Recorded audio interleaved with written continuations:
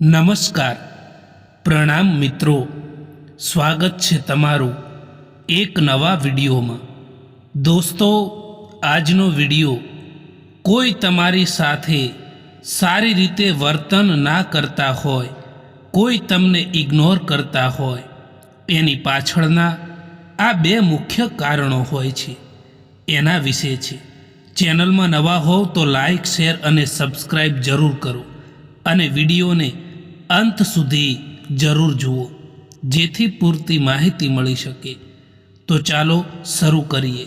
Number 1, મિત્રો, જે લોકો તમને ઇગ્નોર કરે છે, જે લોકો તમારી સાથે સારી રીતે નથી વર્તન કરતા, તો એનું કારણ એવું પણ હોઈ શકે છે કે એ લોકોને તમારી કદર નથી. જેને તમે સાચા દિલથી ચાહતા હોવ અને એ વ્યક્તિ તમારી લાગણીઓની કદર ના કરે, તો પોતાના સ્વમાનને મહત્ત્વ આપો અને એમની જિંદગીથી દૂર થઈ જાઓ. નંબર 2, ઘણા લોકો એમ કહેતા હોય છે કે અમારી પાસે વાતો કરવા માટે સમય નથી.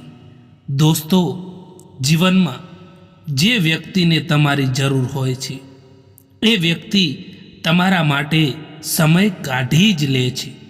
પરંતુ જો સ્વાર્થ પૂરો થઈ જાય તો આજકાલ લોકો વાતો ના કરવા માટે સમયનું પણ બહાનું બનાવતા હોય છે. આજકાલ લોકો પોતે સંબંધોને નથી તોડતા, પરંતુ એવી પરિસ્થિતિ ઊભી કરે છે કે તમે એમની જિંદગીમાંથી નીકળી જાઓ, જેથી એ તમને દોષ આપી શકે. દુઃખમાં પોતાના લોકો સાથ આપે એ ખબર હતી, પરંતુ પોતાના જ દુઃખ આપે એ ક્યાં ખબર હતી. જો માણસને પારખવો છે તો બસ એને એટલું કહી દો કે હું તકલીફમાં છું. આજકાલ સમય એવો આવી ગયો છે સાહેબ, કે આપણે જેમની જેટલી પણ ચિંતા કરીએ એ લોકો જ આપણને સમજી નથી શકતા. એટલે પોતાના કામમાં ધ્યાન આપો.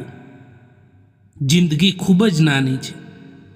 જે આપણાથી સારો વ્યવહાર કરે છે એનો ધન્યવાદ કરો, અને જે આપણાથી સારો વ્યવહાર નથી કરતા તેમને મુસ્કુરાઈને માફ કરી દો.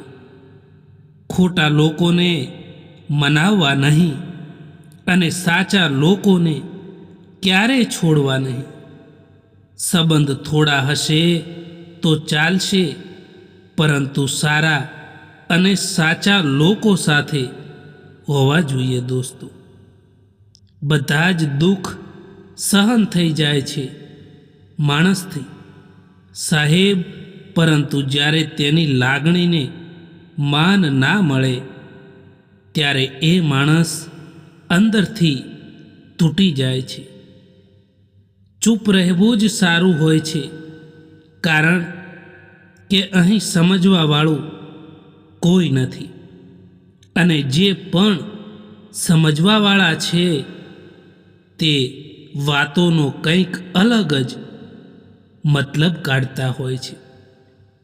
જીવનમાં એક વખત તો સમય આવશે જ્યારે તમારી સાથે ખોટું કરનાર દરેકને પસ્તાવો થશે. આ મારું કહેવું નથી, પરંતુ કર્મનું કહેવું છે.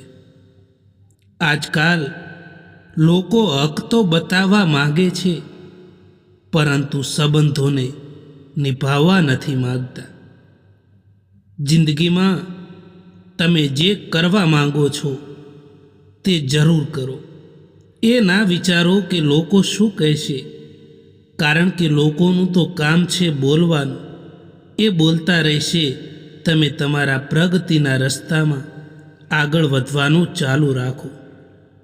ફક્ત દર્દ સહન કરવાવાળા જ જાણે છે કે દર્દ કેટલું ઊંડું હોય છે. સકારાત્મક વિચારો સાથે તમે દરેક કઠિનાઈઓમાં પોતાનો રસ્તો શોધી શકો છો.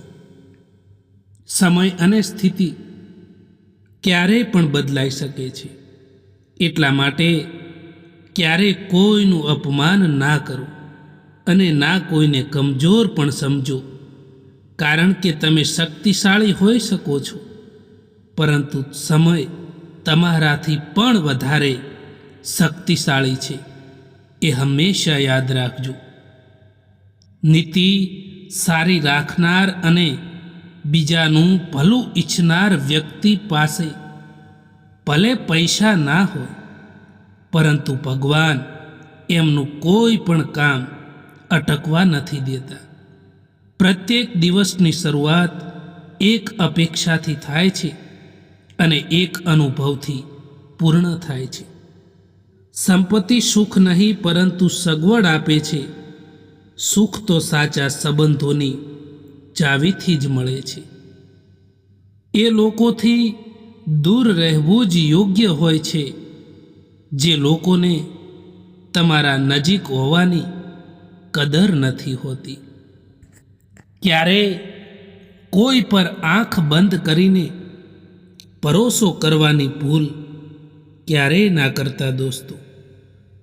કારણ કે આ દુનિયા એટલી પણ સારી નથી કે તમારા ભરોસાને કાયમ રાખી શકે. કોણ શા માટે ગયું એ જરૂરી નથી, પરંતુ એ વ્યક્તિ આપણને શું શીખવાડીને ગયું એ વધારે જરૂરી છે. એટલા સમજદાર બનો કે કોઈને માફ કરો, પરંતુ એટલા બેવકૂફ પણ ના બનો કે દગો આપવાવાળા પર ફરીવાર વિશ્વાસ કરી બેસો. યાદ રાખજો કે તૂટેલા દિલથી નીકળેલી દુઆ તે ખૂબ જ તાકાતવર હોય છે. જે લોકો સૌથી વધારે તૂટ્યા હોય છે એ લોકો જ સૌથી વધારે મજબૂત પણ હોય છે. દુનિયામાં દુઃખની વાત તો એ છે કે આપણે ખૂબ જ જલ્દી મોટા થઈ જઈએ છીએ, પરંતુ સમજદાર પાછળથી બનીએ છીએ. દિલના સાચા લોકો ભલે એકલા રહી જતા હોય, પરંતુ તેમનો સાથ ભગવાન જરૂર આપે છે. મુશ્કેલીઓ તમારા જીવનમાં એટલા માટે આવે છે કે તમે જિંદગીમાં 2 કદમ આગળ વધી શકો. એટલા માટે મુશ્કેલીઓ પણ આવવી જરૂરી છે જીવનમાં. તમે ત્યાં સુધી નથી હારતા જ્યાં સુધી તમે કોશિશ કરવાનું છોડતા નથી. લોકો તમારાથી નહીં પરંતુ તમારી સ્થિતિથી હાથ મિલાવે છે. ખોટું ક્યારેય ના લગાડશો. જ્યારે તમને લોકો ખોટા કહે, ખરાબ કહે, કારણ કે દરેક કોઈ માણસ તમને નથી સમજી શકતા. એ યાદ રાખજો. તમે જે પણ પીડા ભોગવી રહ્યા છો એ તમારા નિર્ણયનું જ ફળ છે. જે દિવસે તમે નિર્ણય બદલી દેશો એ દિવસે તમારી જિંદગી પણ બદલાઈ જશે. અભિમાન ના રાખવું કે મારે કોઈની જરૂર નહીં પડે, અને વહેમ પણ ના રાખવો કે બધાને મારી જરૂર પડશે. મારું દિલ એ ક્યારેક કોઈકની હસીનું કારણ બની શકે, પરંતુ મારી હસી એ ક્યારેય કોઈના દર્દનું કારણ ના બનવી જોઈએ. મિત્રો, આ વિડીયો પસંદ આવ્યો હોય તો આ ચેનલને સબસ્ક્રાઈબ જરૂર કરો. વિડીયો જોવા માટે આભાર.